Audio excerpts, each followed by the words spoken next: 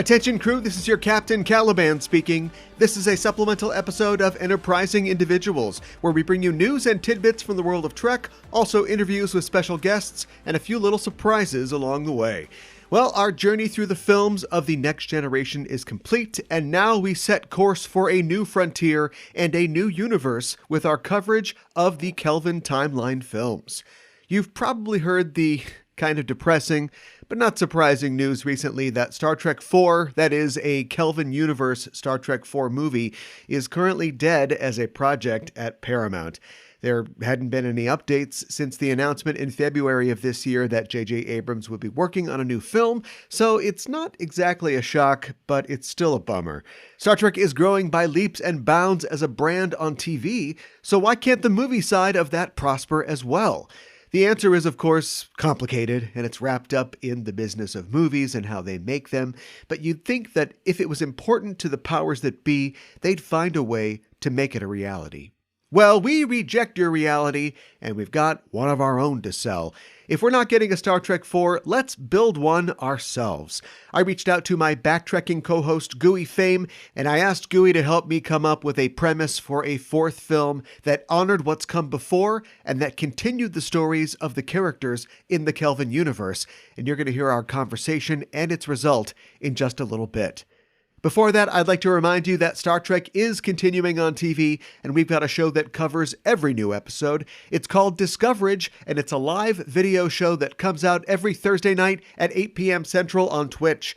Go to twitch.tv/JustEnoughTrope, and you can see myself and my co-host Ella talk about new episodes of Star Trek Discovery, Strange New Worlds, Picard, Lower Decks, and Prodigy. Just go to twitch.tv/JustEnoughTrope, subscribe to our channel, and every Thursday at 8 p.m. Central, we'll be recapping and discussing the latest Trek show, along with guests and you, if you join our conversation. That's it from me. Enjoy my brainstorming session with GooeyFame. Break out your Beastie Boys tapes. We're headed back to the Kelvin Timeline. And with that, let's get underway. Returning to the show today, a musician, a podcaster, and a game streamer, the co-host of the Virtual Theater podcast and the host of Gooey's Dungeon Dive on YouTube, and my co-host on the BackTrekking podcast. It's GooeyFame. Gooey, welcome back to the show. Hi, thanks for having me. I'm super stoked to be back for this one. Well, I'm glad to have you, and I hope it won't be today. That'd be really inconvenient. But can you see a day in the future when you've got nothing left to say about pop culture? I guess so. I don't know. Maybe the world could end. That's always possible. Yeah, maybe things more important will take our focus away. I was just thinking, I don't mean to be like a gloom and doom guy, but it seems like the role that I often fill in a group. And I was just thinking about that the other day. It's like, what if I couldn't talk about pop culture? What if they put like a chip in my brain that kept me from doing that? And I'm pretty pissed at my college professors because I learned all this stuff about classical literature and culture. And I suppose that if I'd wanted to go that way, maybe I could have been like a classic culture scholar or like a teacher. But nobody, when I was learning things, had any idea there'd be a place on the internet one day where people would want to hear other people talk about movies that we've all seen. Right, The best that you could hope for was maybe being like a movie reviewer for a regional newspaper, or like if you liked comics or video games, a staffer for like EGM or Wizard magazine.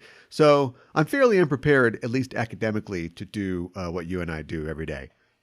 Yeah, I feel like for me, it's like it's something you sort of mentioned how it's changed. It's like one of those things where it's like I'll probably always be interested in discussing this stuff, but the outlet can always change, you know what I mean? Especially because a lot of the stuff I do is just for free, so I'm just there doing it. I'm not getting paid, and so for me it's just fun. But like it's because like you mentioned like podcasting, it's become so prevalent, and it's I think it's just like a very fun way to communicate with other people. And if something else came along, there could always be something that just totally supplants it that wouldn't work for me, like I wouldn't adapt, but I'd still probably find myself consuming and discussing pop culture and art and stuff like that.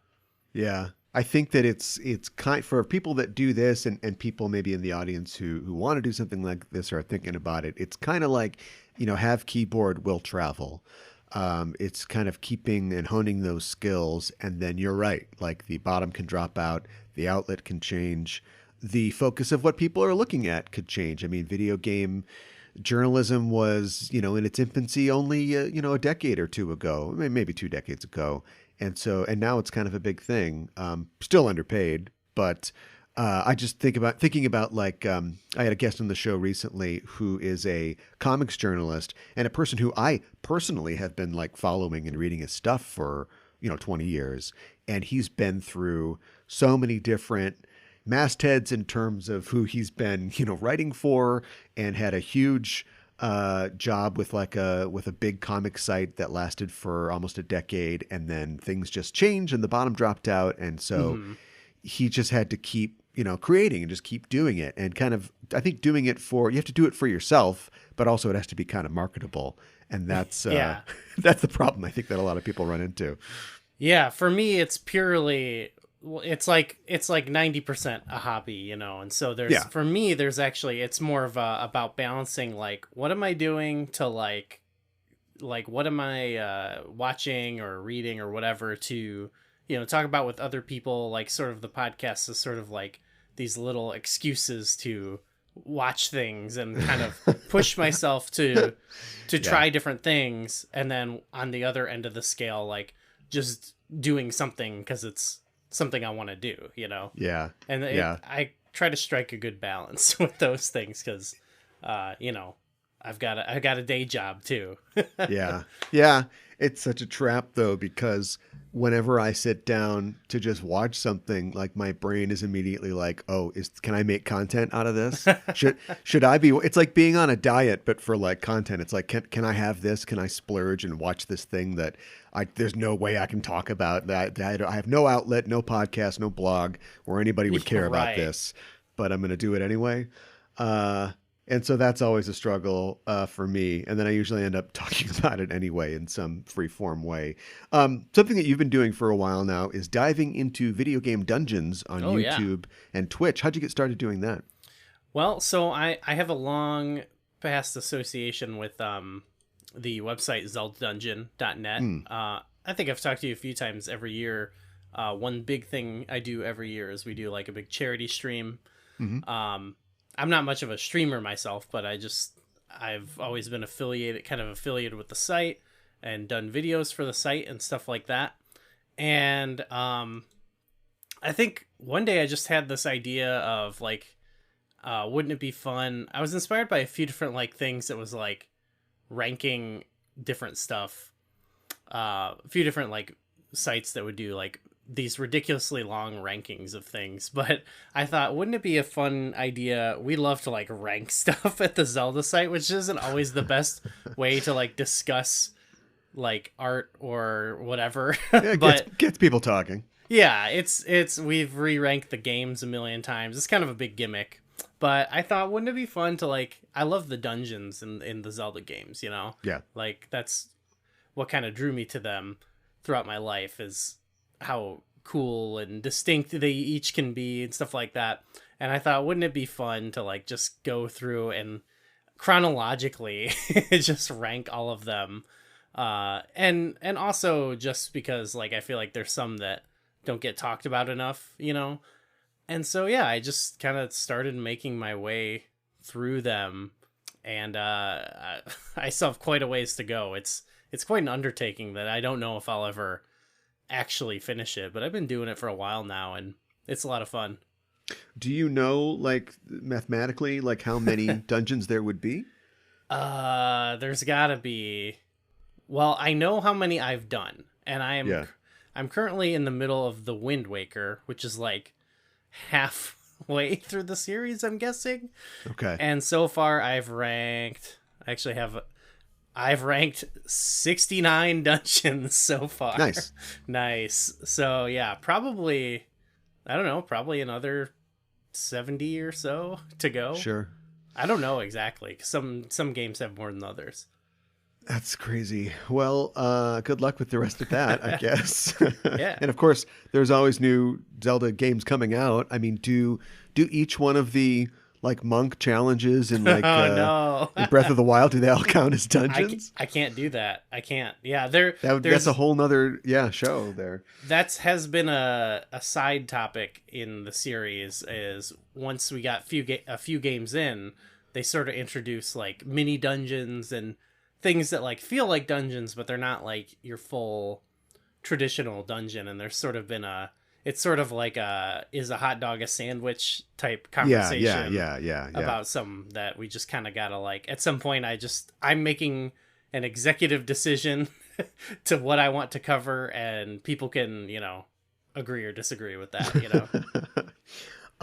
Zelda is, of course, still popular all these years, past that gold NES cartridge way back in the day. And as is the custom these days, Nintendo has been remaking and reissuing some of the classic Zelda games. Is there an attitude among hardcore Zelda fans about whether that's a positive thing or not? I think, you know what, it depends on the game, because there's some that are just like, okay, they just kind of like did a few touch-ups here or whatever, like it's essentially the same game. There's some that have made like controversial like changes that people don't like. And then I think the overall, like the most common response to any sort of remake or whatever is someone just going, well, I'd rather they just make a new game or whatever. So Yeah, but there's some that definitely warrant it and stuff. So as long as it's not like taking away from something unique, I feel like why not do it, Yeah. And I mean, it's certainly a trend, like in not only video games, but I mean, we'll talk about it today in the world of movies as well, like remaking things, revisiting things, remastering things. We see it being done in, like the Resident Evil series, and even the Last of Us, which came out like not 10 years ago, is remastering, trying to catch a new audience. And so, obviously, like there's a thing where sure, there's digital film techniques, there's new CGI techniques, but essentially films are still films. Like they have been filmed for 100 years. It's, you film people doing something, you tell a story. And so, remaking a film is maybe a questionable thing. There's kind of an argument for it in video games in that, your technology gets better. It's always getting better. And so why not have a higher resolution version of something that you really enjoyed? I can kind of see the argument there. But the whole thing seems to be like the symptoms of a business kind of eating itself because it's become too large. Like I kind of opined about the business of pop culture earlier, and I think it's become so huge, like it is culture now.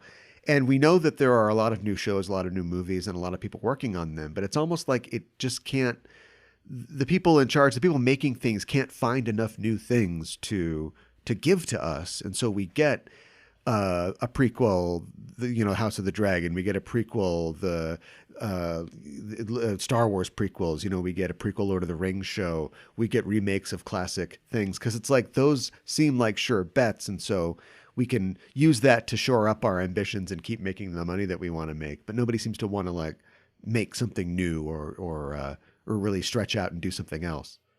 Yeah. And I'm talking to the guy that likes Zelda. I think it's been around for 35 years, but Yeah, and I think with games, there's a fine line, because I think even with a lot of the Zelda games, it's kind of more about making it accessible, like to someone on a current console, so you don't have to like have some outdated piece of technology that no one has to play this game. Yeah. Whereas like movies, I think hold up a little better, though I guess we do, there has been like stuff lost to time with film preservation and everything, but I think with games it's a little harder. So I can sort of see like with a lot of the Zelda like remakes, it's been more just to like, hey, it's available on the current thing you have. Sometimes it's questionable like how much they charge or whatever, but still overall it makes sense that it's there. Whereas like, some of these you mentioned Last of Us or like Resident Evil 4, stuff like that, where I'm starting to think like, why, like, you can go, like, this is available everywhere. This original game. Like, I don't understand the update, like what needs to be updated about some of these. Yeah, and the certain weird charm that Resident Evil 4 had. Like, I don't, these are games that are nominally created in Japan, at least they were at that time, and then they're sort of like run through the weird, translator to what we get now, and so you get the kind of awkward charm of a lot of the Resident Evil games. Now I think they're just basically made here, or at least like the scripts are the English scripts are written here. And so, like, when I played Resident Evil 2, the remake was fine. I hated the Resident Evil 3 remake. I just thought a lot of the character and charm was kind of taken out of it, and it was just generic action movie like you see, in bad movies. So that was just really frustrating. But I guess overall it's a good thing, mostly because, like you said, I mean, do I got to dig out my original PlayStation to play PlayStation 2 or Resident Evil 2? And like to that end, we were talking about movies. It's fairly easy to retain and archive a film. It's just a video which becomes, an MP3 or MP4 or some kind of file. But a video game is a little different prospect if it won't run on current hardware. What do you think about? Do you think that there should be some kind of like official move or effort to preserve like video game history? I do. I think so. And outside of, like piracy, I haven't seen like much of an effort surrounding that. And that's kind of the discussions that start to form around some of these like release decisions that like companies like Nintendo make or something, where it's like, okay, these games were all available. Some of them were even previously available for purchase on like previous consoles, like digitally. We have them, but now like on this new, like now they have a new service that's a subscription and they don't have everything. And I don't know, there's certain, there's like a certain like aspect of that I don't like, that it's like, it's like the stewardship of it is all done by this company that can take it away from you whenever they want. I mean, speaking of people who are likely to pull the rug out, I was just about to say that, like, if Elon Musk wants all of his sins forgiven, all he's got to do is just create some kind of foundation for the preservation of video games. To spend $1 billion on making sure that like all classic video games, exist somewhere still and are accessible to people. But of course, he would find some way to monetize that and punish us all. Yeah. He's got to protect his cherished Polytopia. Did you see that recently? No. I hate it already. What is it? Well, there's this game, something of Polytopia. I've tried it once before. It's like a mobile version of Civ. That's like really boiled down to the basics, that you can just play on your phone or whatever. Okay. And so just the other day, I literally think yesterday, someone tweeted at Elon Musk and asked him if he played chess. And I have to give you his response, actually. Sure. So he said, "I did as a child, but I found it to be too simple to be useful in real life. A mere 8x8 grid, no fog of war, no technology tree, no random map or spawn position, only 2 players, both sides exact same pieces, etc. Polytopia addresses these limitations." And I got to shout out one of my buddies quote tweeted and said, "Yeah, the dumbed down iPhone version of Civilization is more complex than chess." Yeah, screw chess. I saw this, I was like, oh my God. Like, this has to be like, sometimes I think he says, I don't know. I can't tell. Like, sometimes I think. Just no self-awareness at all. There's like 10 to the 40th power, like, numbers of moves in chess. Like, it's a very versatile game. And that doesn't even get into Go. Like, forget about it. Right.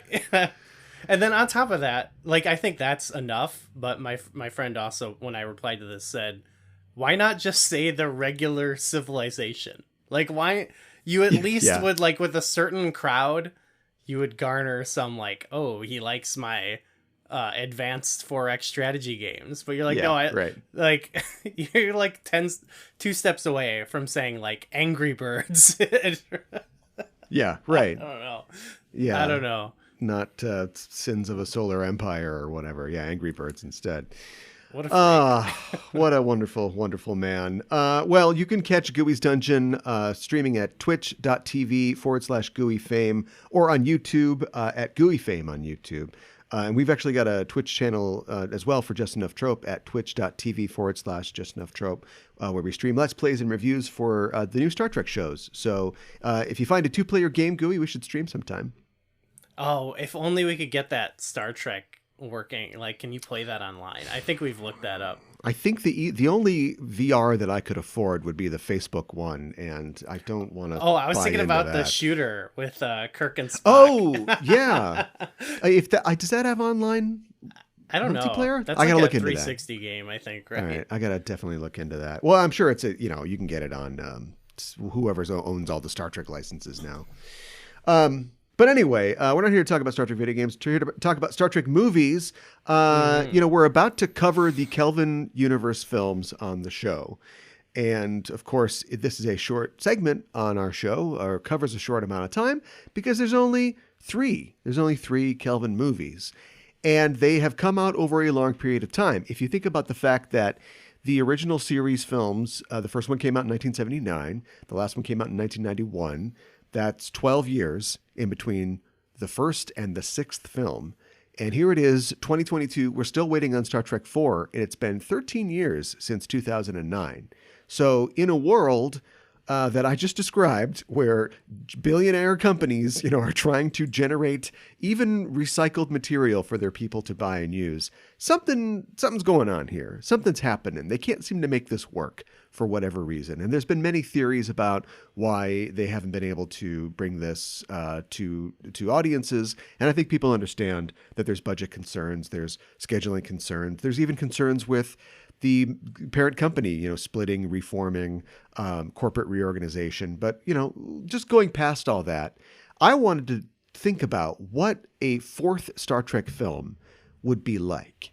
Like if you and I sat down and tried to come up with a 4th Star Trek film and making it in the universe that they've set up and described, making it on their terms, using as best as we can the cast that has been presented, the circumstances that have been presented, going forward, not rebooting anything, not doing, a Noah Hawley's going to another universe type thing, or a Quentin Tarantino thing, like a Chris Pine led Star Trek 4. What would that look like? And I mean, the only thing that we can do is just bang it out. I think the only thing we can do is just sit down and try to make it happen. Because I think even you said on their own terms, like I think it's possible to make like a pretty decent movie, pretty good movie, like with what they have, Assuming so, yeah. Like worldwide, the 3 movies have made like almost, I think, $3 billion, right? Like internationally. So you want to compare that to the revenue of the 6 original TOS films, like it's way beyond that. So they're profitable. I think people are excited about them. I do think that there hasn't been a lot of calls for a new Star Trek film, but I don't think that you can interpret that as a lack of interest, because let's face it, the window of people's interest is a lot smaller now. You really liked Star Trek Beyond. If another one had come out a couple years later, I think it would have done great. But people aren't thinking about it. They've got their WandaVisions. They've got their 3 Marvel or DC films a year. People's attention budget, it can only be stretched so far. So I don't think we worry about that. I think you just take the fact that Star Trek is doing great on streaming TV. I'm sure they're doing great. They just reissued a new, Blu-ray set of the movies that sold well. So people want Star Trek. It's time that we give it to them. And I think that you and I should make like a couple of writers, sit down, we get our cheap, terrible coffee, and some legal pads and some pencils, and we try to just crunch out what we think a fourth Star Trek movie should look like. Yeah, I'm down to try. I thought about it a little bit. I've never written anything, but I guess it's time you got to put your money where your mouth is a little bit. If you're going to sit around and talk about movies all the time, you gotta throw out some ideas of your own. Yeah, right. Yeah. That way nobody can say, well, why don't you do it? I already did it. Here's my treatment for Star Trek 4. So there's a couple things that I think we need to think about or just keep in mind, some rules that we have to go by here. And that is the idea that we want to, as much as we can, keep the original cast involved. This is a sequel to the first 3 movies. We need to, we need to not necessarily have a number for a budget, but we need to think about the fact that if we have, say, Chris Pine and Chris Hemsworth in it, it might have to be scaled back in terms of no fleet battles, that those are all the guest stars that we're really going to get, that sort of thing. If we drop one of those guys, then maybe we can have like a larger thing. I don't know. Use our discretion for that. We definitely need to keep it to, in the past, except for maybe Beyond, they have definitely continued to draw off of the material of TOS. So I think that maybe we should look back into TOS possibly for either the films or the show for a plot idea for the fourth film. Also, I think, we can maybe make the logical jump that Paramount might want to have a reference to TNG or to Discovery in the film as well, as something of a bridge to a new series of films, if they want to go that way. And I think we have to just remind people that they like Star Trek. I think that that's what Beyond is interesting because it made less than the first 2 films, but I think people still liked it. But I think it reminded people like why they like Star Trek and why it's exciting. And so we have to do that. I'm going to set a 30-minute timer for us. We're under a pressure here. Oh my gosh. And I'll let you know when that timer starts. But before we do that, here are our ground rules. I think that we need to come up with 3 acts, an act 1, an act 2, and a resolution. I think we'd have to have at least an A and a B story and possibly a C story, or at least just an extra little runner that's going on in the background. Here's where we've been so far in the first 3 films. This doesn't mean that we can't do it again, but we have covered essentially time travel, Captain Pike and Admiral Pike. We've lost old Spock, but he does exist in this universe. We've done a thing with the Romulans. We've done a little bit with the Klingons. We've covered the themes of living up to your potential. We've covered the theme of being responsible, and we've covered the theme of what is the theme of Star Trek Beyond? I guess that Dads. It's important to dads, yeah, but also not abandoning your crew, and being Starfleet is about committing to the people in Starfleet. We've had a romance for Spock. That's continued. We did Khan, of course. We did a main character dying. We've done World now. Beyond was actually Heart of Darkness, wasn't it? So we've done Heart of Darkness. We've already lost the ship once. If there is a Star Trek 4, it'll be the Enterprise A. And, of course, the Beastie Boys. I think we have fully covered the Beastie Boys. Oh, yeah. We got to decide what Beastie Boys song makes it into something off of Hot Sauce Committee 2. Yeah. So that's the sort of ground rules. I'm going to set our timer to go off in a half an hour. Oh my gosh. And we can begin. Okay. All right. So I got to get my scratch pad, or my virtual scratch pad, out here. So at the end of Star Trek 3, our characters it's like the early midlife crisis, like they're, because what'd he say? He's like, I'm older than my dad was his problem, yes. right? So they're not old, they got to do that for the movies, but they're not that old. Right. And I'm sure we could look up on Memory Alpha. I don't feel like doing it, but he's 33. He's the age that Jesus was when he died, or something like that. It's his early 30s, right? So we start with our crew, and it's the early 30s. Now, I think we should honor their wishes that we just write Chekhov out. Like, he's not dead, he's just doing something else. Okay, so it's like a Paul Walker situation. Yeah. He just takes that fine. off ramp. Yeah. So immediately I should ask, do we want to continue forward with, say, Jayla as the new Chekhov?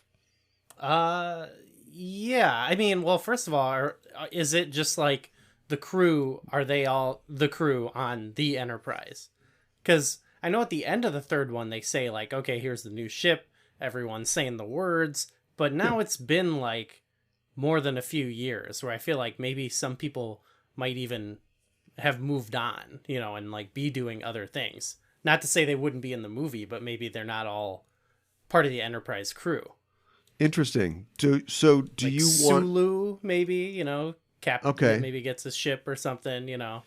So maybe it's a thing where, yes, the Enterprise goes back into service, because you're right. I mean, it's been like 6 years. It's been more. It's been a really long time since we had another movie. So we have to address that. Everybody is older now. So it's a question of like getting the band back together.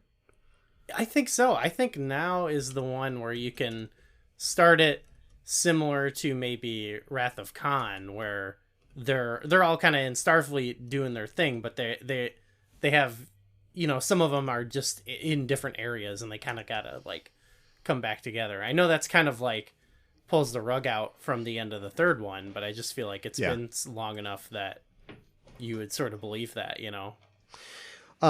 Yeah, that's rough. But I do think that, they kind of did it to themselves, right? It's been like, 8 years since the last film. So, or not 8 years, 6, 7 years. So, they've already kind of let that shoe drop. So yeah, I think that they all go back into service, and because of all of their, exemplary work, and they're also like, they never said like TOS. We always assumed that they were like the best of the best, but they've really made like the Kelvin crew, like they're all super exceptional. Like Chekhov is so good, that he's a prodigy. He can become like the chief engineer when Scotty leaves. Scotty's got all these other projects going on. I think it's like they do another year or two, or they finish the 5-year mission, and then they all are off doing other things. So yeah, it should be a question of getting the crew back together, which is almost every TOS film. So I think the people won't be lost, I don't think. Yeah, I was thinking like, okay, I've kind of done this, but I think it just makes the most sense for those characters. So like let's say that Kirk gets everything that he wanted, and he hates it. Like he continues to become he's the captain of the Enterprise A, and they finish the 5-year mission, and he re-ups for like another 5 years or whatever. But the family that he's created has now left the nest and separated, and so everybody, I like that. everybody but Kirk is gone. Is Spock still aboard the Enterprise? Because that could be like a good point of sort of contention. Like, but at the same time, watch it. Like, if you watch any of them, like him and Spock, they say they're like good friends, but they don't really seem like good friends. Yeah. So I mean, I guess you could just sort of, say like, oh, they've served for so long, so yeah, they're friends. But yeah, I just don't know how much he would really care. I guess he would care. So yeah. Maybe there's a loose end that they kind of keep up, but they never really go into, which is, we did lose, the entirety of Vulcan. Like Vulcan blew up, and Spock was gonna leave or whatever. Yeah.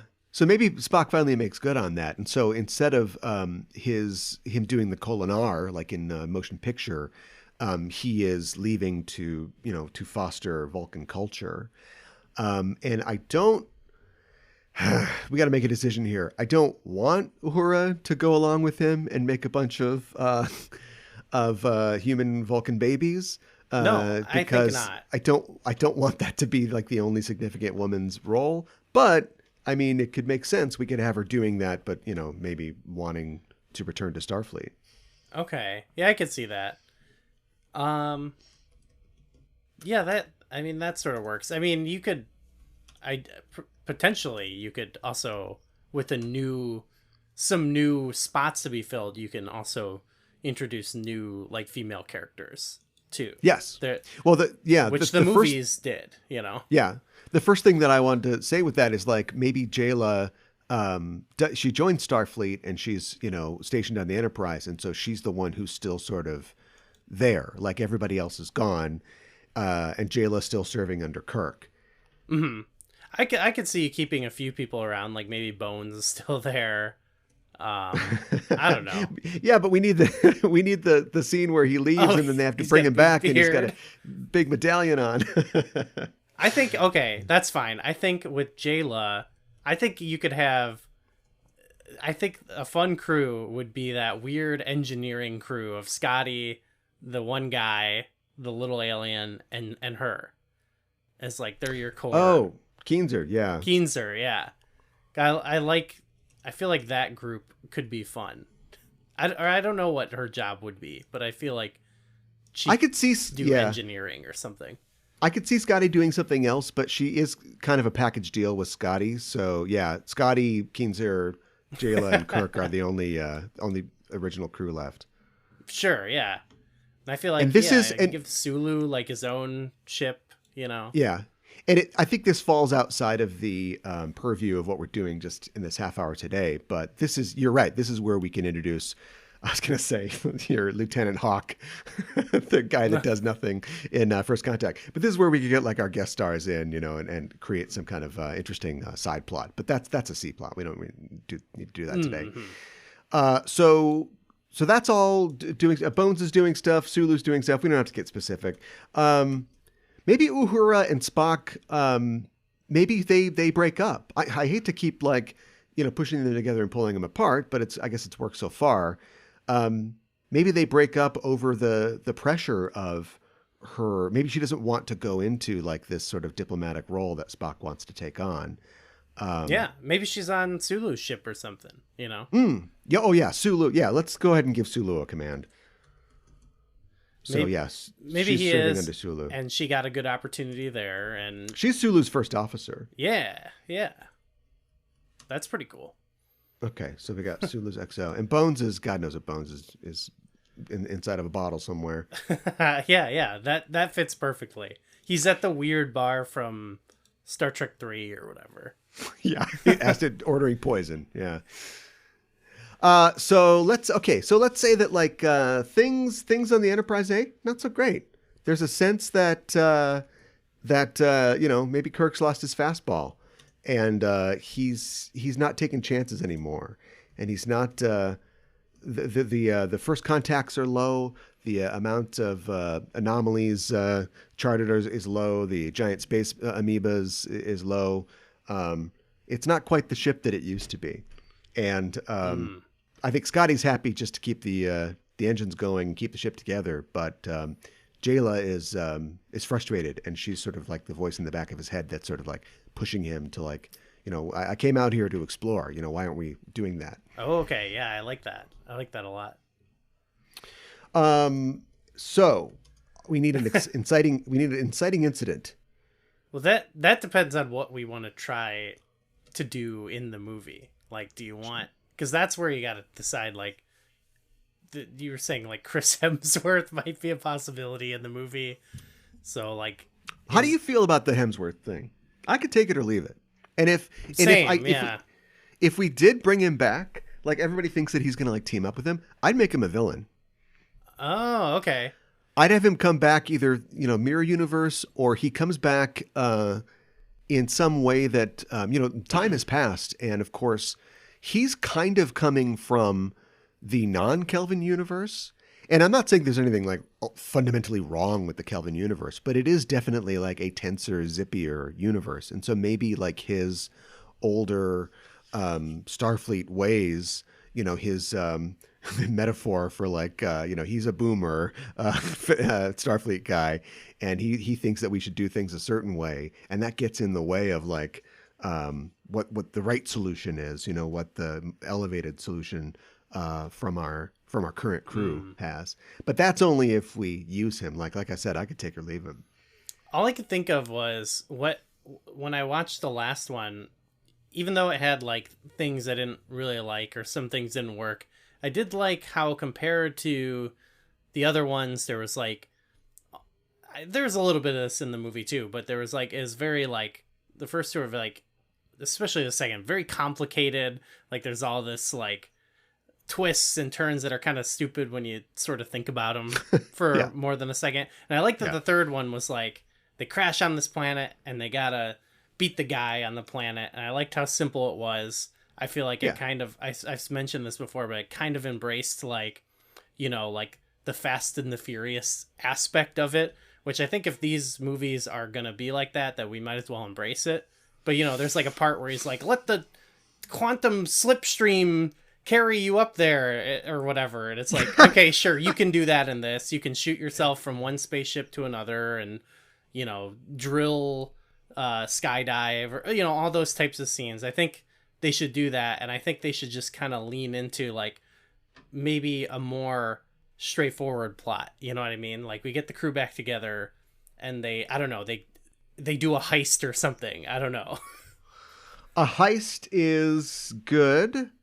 It doesn't have to be a heist, but that's more where my mind went, because I was thinking of like they should basically try to do Fast 5 in space. Obviously, that's not 100% what they should do, but I was thinking like a straightforward, fun kind of action would. I mean, that's usually been to me what works the best in the Star Trek movies, I think. Yeah. It's difficult to write a movie. I'm not giving up so soon, but I was just thinking about the fact that, like, you know, as a Star Trek fan, there's things that I've wanted to see for years, but I'm immediately thinking about people buying tickets, you know? So I'm immediately thinking like, but what would the audience want? Right. And that's where you get in trouble. Cause I was thinking like, I did like the trappings of Beyond, but being the one that was very successful, but not as successful as the first two, it makes me think, you know, and we don't have to, you know, submitting this to the producers is another episode. Like we don't have to worry about that now, but I think they would tell us, no, it's gotta be more like the first two because people didn't like the third one, even though they did. But I could totally see that. I could see them, you know, why not embrace all the things that they've introduced? Like I think the idea of like transport beaming destroys the whole entire world of Star Trek, but why don't we embrace it? You know, why don't we, if you want to do George Kirk, why not do The Guardian of Forever? Why not, have a whole time travel thing? Multiverses are hot. Why not have Kirk, the Kirkiverse?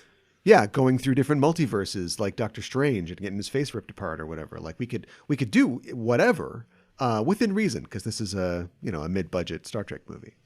I think that would too be like their overall leaning now with the multiverse stuff, where they would be like, okay, do we have time to get William Shatner in there and like the new Kirk guy, and he can go meet like that Pike or whatever, you know.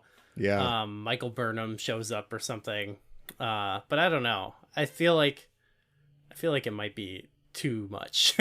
I can see the Chris Hemsworth showing up though. That seems like simple enough. Like you do a time travel type thing or something, or he didn't actually die or something, and he's I don't know, the Borg found him or something and put him back together. Yeah. Well, I was thinking like, you know, if you're going to do Borg, it's probably now's the time to do Borg. Yeah. What would right now. Boy, we don't have the time to do this. But gosh. What would the twist on the Borg be? Because you want them to be like, you know, assimilative. They're zombies and stuff like that. But like, how is it different? How is it different? That's a great question. What's Stephen King's update of the Borg? Oh, it's wireless signals or something in your brain. Right. Well, because I feel like we kind of got like the new twist on the Borg in Picard season 3 or whatever. Yeah. Yeah. I don't know. Maybe continuing that, like having that. Boy, here's another thing that, you know, the producer problem is because I think we're really learning like why it's so tough to do a Star Trek 4, because as a company, they're like, do we merge the films and the TV show? Like, is that historically, does that work? How much money did the X-Files movie, you know, make? Or, you know, like, is it a smart idea to tie our films to our TV shows? Because right now, I would immediately say, take good Borg from Star Trek or Picard 3 or 2 and put that, you know, have that be an element, have like an older, have, the mentor, old wise mentor be like an old Michael Burnham, telling what to do or something like that. Have take the little drips and here you go. Get Cronenberg, right? And have him Sure. him show up, because he's aware at some point in the 32nd century, they've already learned about the Kelvin universe. And they leave it open-ended as to whether it's still out there, like if everything's going fine there, or if like, oh boy, something happened there. We don't talk about that. So like start that, like have that be the seed of something that we can pursue in the films going forward. Yeah. Gosh. They get to that in Discovery too. They could like poke at that a little more or something. Yeah, Chris Hemsworth shows up on Discovery. But you did bring up a good point, which is like, I feel like it actually would be something they would want to do, like to keep it separate a little bit from the shows, because I feel like, just so far, I feel like the films have drawn upon things that were from the legacy of Star Trek that were really popular in the way of like, hey, we're bringing back this thing you remember. Yeah. And I think that, I don't know. I don't know how much of it they're thinking like, oh, we need to like appeal to the people watching like the new shows, when it's like I feel like they're probably gonna see Star Trek either way. And I feel like with the movies, they're probably more gonna be like, let's try to get back like the old timers, like, hey, Spock, remember Spock? Yeah. I don't know. But I think that it never goes any deeper than a visual, So like Spock ears, we got it. Maybe they would do Gardena Forever, not just because of its storytelling potential with the time travel, but also, Big Donut, like we get that. I think that's, why they felt comfortable using it in Discovery. I'm trying to think of like, what are the big takeaways from TOS? Like the big, iconic sort of visual things. They've kind of, they've kind of done a lot. Obviously, of them, giant cat. Obviously, giant cat. Big green hand. The black and white aliens. Black and white aliens. Could you do like a lot? Could you do an Apollo story? Could they, like throw Ragnarok? Gods are hot right now. Could you have like Kirk fighting like the Olympians or something like that? That could be cool. And like, I think that gets more at, I think drawing from an episode of TOS would be a cool way to go, because it does keep it kind of simplistic enough that it's not like, this huge amount of like political intrigue and all this stuff. Maybe they do just go to a planet and, you can find a way to like hang some emotional weight on it to whatever the characters are dealing with. But okay, so political intrigue. We were kind of like, I'm trying to. I can't think of any great examples because it's all car movies. But like, I feel like the idea of conspiracy and political intrigue is popular in culture and is making its way into popular culture. So what if we did I know we had a bad admiral in Into Darkness, but like, what if there was a conspiracy in Starfleet? Section 31. I guess they reference Section 31. Maybe you just go and do it. You just do the Section 31 thing. Led by Chris Hemsworth. And he's been there this whole time. So old Chris Hemsworth has been alive this whole time.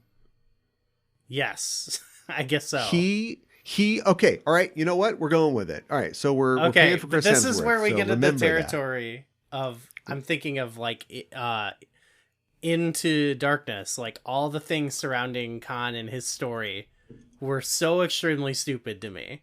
But I mean, maybe, I don't know. I guess that's what we're trying to meet them on their grounds. It was Section 31 as well. Tell you what, let's table that. We can bring it back. Remember, or maybe you don't remember, there was a whole subplot in the original Star Trek 2009 where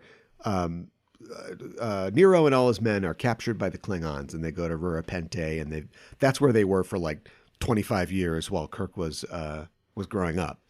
And so what if we do George Kirk survived the crash of the Kelvin that disabled the Narada, and so he too was captured. Right, he was captured by the Klingons. But whereas the Klingons just tortured the because they don't like Romulans, whatever universe they're from, just tortured them and then just left them to rot. They kind of like this George Kirk guy. Like he kind of knows this. He kind of knows some stuff. And so George Kirk, in an effort to survive and maybe one day see his son again, just sort of becomes part of Klingon society and even becomes like the head of a house. And he starts to sort of elevate himself, and he becomes a member of the council. He's like the only human on the Klingon council.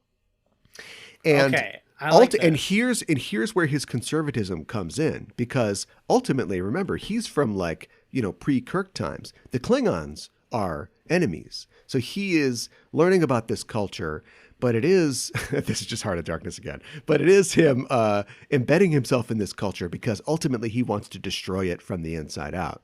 And the way that he's going to do it is by provoking this war with the Federation, which ultimately he'll lose, but he will, the Federation will win the war. Even though he's adopted some of these Klingon ideas, he'll go out in a blaze of glory and ultimately achieve his goal of Federation supremacy. Okay. I like that. I was thinking too, like an alternative is like he could have been embedded there for long enough and gotten comfortable and like part of the society, but it's not until like later that he like feels comfortable to try and like send out transmissions, to Starfleet and stuff like that. Okay. Maybe that could be like the assumption at first, and that's kind of what gets Kirk like on the case. Okay. Like, he's using some old code that identifies himself as George Kirk or whatever. They start like maybe that's the start of what brings them all together is like they're getting these like secret transmissions or something. They think it might be from George Kirk. They're like, oh man, we got to go investigate this. But like tensions with the Klingons are a little too high, I guess they kind of did that in Into Darkness when like Khan was like hiding out there. All right. How about this? He is, they don't know a lot about the Klingons because even in Into Darkness, they don't really know anything about the Klingons. Like, things are not moving forward with the Klingons as far as like in relations go. And so George Kirk has, over these 25 years, like become respected among the Klingons because they respect honor. They like Klingon blood, but they like honor as well. And so he is the head of like a minor house now.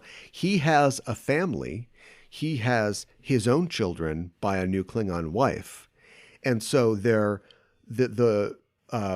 border skirmishes and the heat is rising in between the Federation and the Klingons. There's a détente, but now like ships like Kirk's ship, like picket ships that are out there exploring but also checking things out, are being attacked. And so we're seeing this more and more. The Enterprise is blindsided and attacked by a couple birds of prey. They defend themselves and disable the ships, and they go aboard. And the commander of these ships is a Klingon human hybrid with blonde hair, and they do a DNA scan, and they realize that this guy's related to you. He is your half brother, essentially. So ooh, okay, how is that possible? And this could be this could be one of our guest actors here. So Kirk now has to do the Heart of Darkness. Basically, he has to go and find his father if he's alive. And also has to, reconcile with the idea that he has, siblings. So it's sort of like a sins of the father and the sons and daughters as well. And we won't go crazy. Maybe there's like a son and a daughter. There's like two half siblings that Kirk ends up meeting. Okay, yeah, I really like that idea. And so ultimately, George Cock's goal here is to, I don't know. I guess I said before it was to like sort of foment war with the Federation. Maybe he resents the Federation for leaving him on Rura Penthe for all these years. And ultimately he wants to. This is basically just Star Trek Beyond. I like this idea, and we're true. We're low enough on time that I think maybe people won't notice that we're doing the same thing. We have to complete this idea, but so then maybe this is the thing though. Maybe he's not okay. Maybe he's not bitter at the Federation. Maybe he understands. Like, okay, I understand you thought I was dead. I was taken in here, and for a while I wasn't able to. He's drunk the blood wine. Yeah, but I'm in this culture, and it's not until like now that I feel comfortable reaching out to you, and it's because I need your help preventing like Klingon civil war or something like that. Okay. And then it becomes about him trying to reconcile, like, with his father. Like, why did you never try to contact me? You know what I mean? Okay. So then it's not about someone just being mad at the Federation still, But for like the first half of the movie, like, we don't know that. Like, it's basically another thing where, Shura Adishkalu or some admiral, is like, well, Kirk, you've got the experience, and really you're the only man for this job if it really is George Kirk. So we're sending you into the heart of the Klingon Empire. We'll give you, there's a faction of Klingons that are sympathetic to peace, and so we're sending you with like another bird of prey, another guest star. And you're going to go, we've got this illegal cloaking device, and we're going to send you into the heart of the Klingon Empire on a mission to Kronos to basically like make contact with them. And so then we can get sort of our planet scenes, right? Like they land on, or they beam down to Kronos, they're in disguise, and they have to find somebody that can get them to either the Chancellor or to George Kirk. Yeah. Yeah, I think that would work too. Okay, what's the twist? Oh God, there's got to be a twist. Because the first twist is that George Kirk doesn't want a war necessarily. Like you said, he's trying to prevent a war. He's tried to be like a mediating influence, between the Federation and the Klingons. The twist it could be is maybe it's not on Kronos. Maybe it's a different planet in a Klingon domain, or like they're taking over a different planet. That way you could have like a different or like new alien there as well.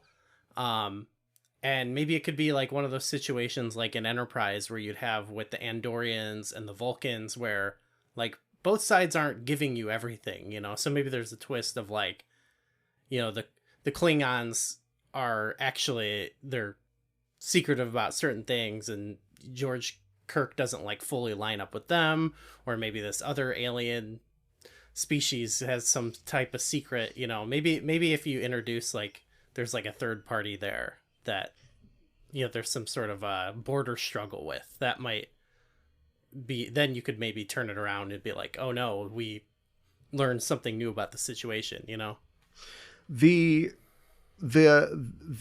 third party is, Aliens X, the X aliens, and they're where Kirk is at the beginning. Like he's going to check on them, do Operation Swing By or whatever. It could be the ones and they're attacked by the Klingons at that point. So which is when he learns about the Klingon thing. It could be like the one where him and Spock try to do the uprising on the planet, the Klingon occupied planet, that one episode where they're like they're terrorist bombings, yeah, and they're like what? We don't need this. So we've got like a minute here. I was way too optimistic. No. It just went off. So what we'll do is let's finalize like the twist, get a general resolution, and then we'll call it good. So the X aliens, what's their thing? They're the bad guys, because what we want here is the Klingons are warlike, and there are good, positive and negative aspects of that. And so ultimately we're going to avoid a war with the Klingons, but it turns out that the X aliens, whatever it is that they want or that they have is negative, and so they're kind of like the dark horse bad guys when they seem like the good guys at the beginning. They want a weapon to destroy the entire galaxy. Give me this weapon. Yeah. That's usually what it is in these movies. Yeah, yeah. I guess we're just going to do that again. Maybe it's some type of science fiction thing that, I don't know. Maybe they don't want a thing. No, but so think about like the quote unquote bad Klingon factions. Like they would want to either destroy or ally with these guys based on what they've got, because what they've got is going to let them destroy their quote unquote good Klingon allies or enemies, right? So, is it a weapon or is it? This whole time? No, we don't want to do like Klingon racism, but maybe we could have like, a fight between like the bumpy-headed Klingons and the smooth-headed Klingons, and then maybe they're the smooth heads. Yeah. And the ex-aliens have like a like a virus, like a genetic virus that'll destroy like the other kind of Klingon. Yeah, sure. Oh, I kind of like this. This isn't so bad actually. Viruses are in. So hot right now. Yeah, maybe the producers will be like, no viruses. People don't want to hear about that. Can they do a heist to get whatever they need at least? I want there to... Maybe that's a different movie, but I want them to do a heist movie. This is the thing where we have to hold back. If George Kirk will ultimately be good, then we have to hold back the George Kirk reveal until like the end of the second act, right? So the heist would be... we really want... To him. Yeah, Kirk can talk to Chancellor, whoever the Chancellor is at this time, because he is the son of Kirk. And so, he can speak against his father. And so the heist is them getting into the Klingon building or party or whatever, getting into his house. And so they do like a Mission Impossible thing to like get Kirk in a room with this guy so he can say, look, I know my dad's going crazy, but the Federation wants to give you help. We literally don't have any diplomatic channels to you. This is all that we could do is just have me come here.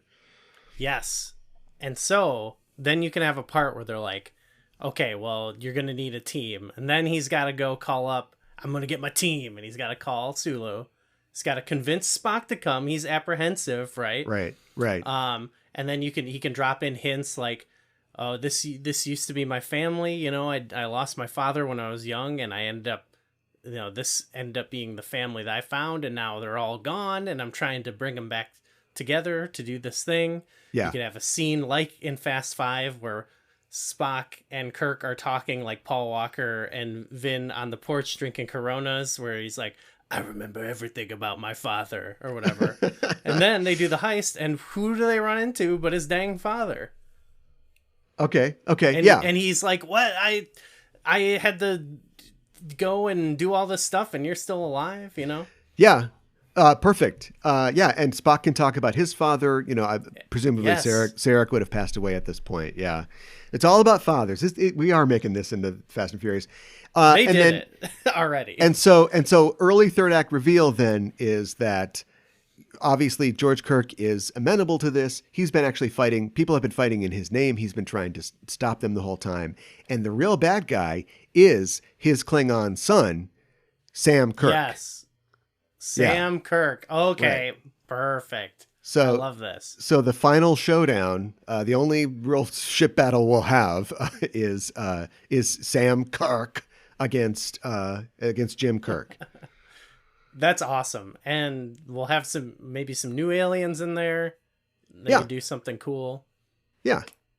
Maybe they would do just like a thing where they're like, let's bring back some guys they remember, and maybe it's like Andorians, Yeah. Or Cations or the Kzinti. Yeah.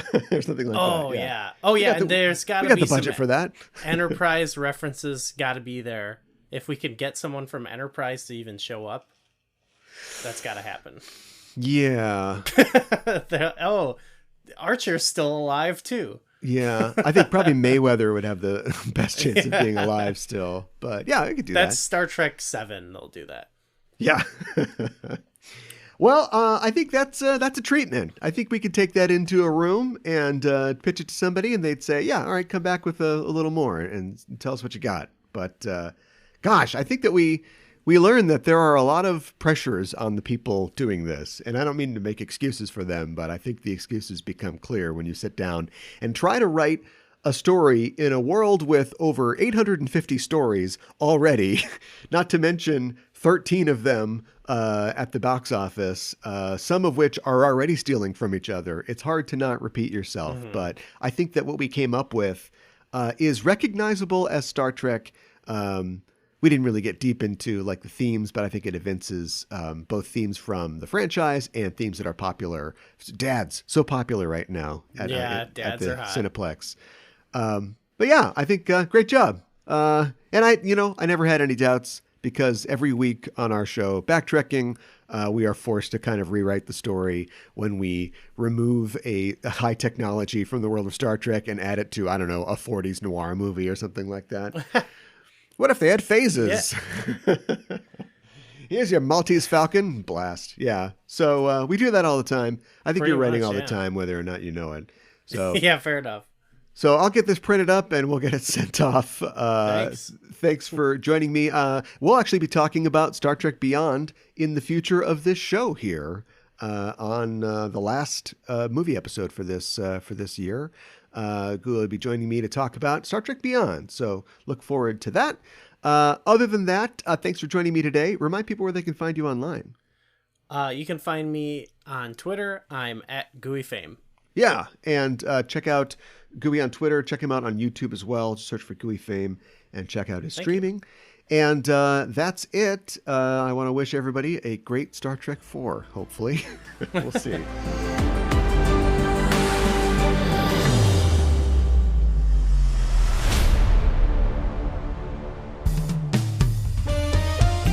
BackTrekking is back for an all-new season. Hi, I'm Caliban. And I'm GooeyFame. And we'd like to introduce you to BackTrekking, the podcast that explores the real-world inspirations behind your favorite episodes of Star Trek. From historical events to classical literature to blockbuster films, we go where no pod has gone before to seek out the origins of classic Trek tales. Did you know, Gooey, that the TNG episode Too Short a Season was an allegory for the Iran-Contra affair? Yeah, only sweatier. Did you know that the Enterprise episode Regeneration was an homage to the John Carpenter film The Thing? Archer and T'Pol freezing to death over a bottle of whiskey would have been a controversial ending. As a dog lover, Archer would not like The Thing, I'm guessing. Oh my god, movie night is canceled. Join us every other Thursday for a journey back to the beginnings of the Trek universe. BackTrekking is available wherever you get your podcasts. No, Porthos!